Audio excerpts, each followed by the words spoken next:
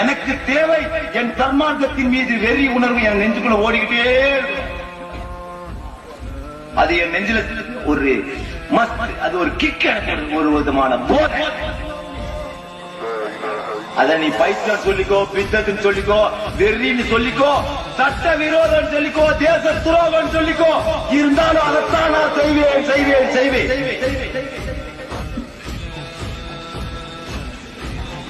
அதுக்காக நீ என்ன கொடுத்துருவ?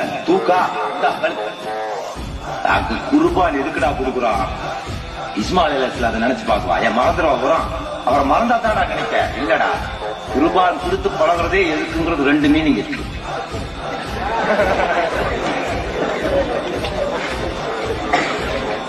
நல்லா மறைமுகமா பாத்தீனா ஒண்ணு சொல்லுவான், ஜாகிரா ஒண்ணு சொல்லுவான். அவன் ஜாகிரா சொன்னது விட்டுருங்க, பாத்தீனா இருக்கு சொன்னா குர்பான் எதற்காக கொடுத்து பழக்க சொன்னா வருஷம் கழுத்தையும் அது காட்டு சொன்னான். எனக்கு அதான் மீனிங் ஆச்சு. நீ எப்படி மீன் பண்ணிக்கிற எனக்கு அதை பத்தி கவலை. எனக்கு மீனிங் தான் ஆச்சு. அதனால என் ரூட்ல போயிட்டு தான் இருப்பேன். ஒன்ன நான் கம்பல் பண்ணனா நீ வர, நீ வந்தீங்கன்னா எனக்கு சந்தோஷம் தான். வரலைன்னா அதை பத்தி எனக்கு கவலை இல்லை. ஏன்னா எப்படினாலும் நீ வந்தாலும் உங்க ஊருக்கு நான் சாட்சி சொல்ல வர போறது இல்ல. நீ வரலைனாலும் நான் வந்து சாட்சி சொல்ல போறது இல்ல. வேணா கியாமத்துல நீ சொல்லும் போது அல்லா பள்ளி பாபா கூட நானும் 10 நாள் ஜெயில இருந்து ராமகோபால் மேல அடிச்சு போட்டுன்னு சொன்னீங்கன்னா என்ன அல்லா காட்டானா அல்லா நம்மள கேட்க மாட்டான். அவனுக்கே தெரியும். அது மலக்கு ஒரு வேலை மாற்றி வச்சா நான் சொல்லலாம். அவங்க எழுத போறது இல்ல.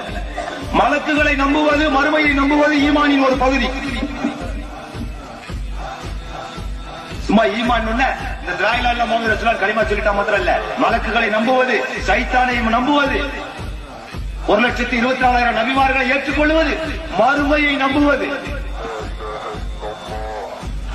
ஈமானின் ஒரு பகுதி. தீனுக்காக நீங்க என்ன கொடுக்க முடியும்?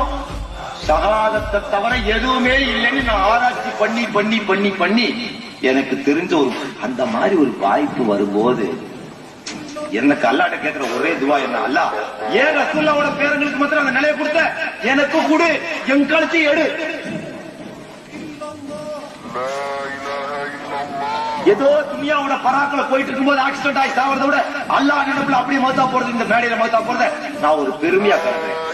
உனக்கு வேணா அது கேவலமானதா பயமானதா வாழ்க்கை பெருசா தெரியலாம். எனக்கு இது பெருசாவே தெரியல.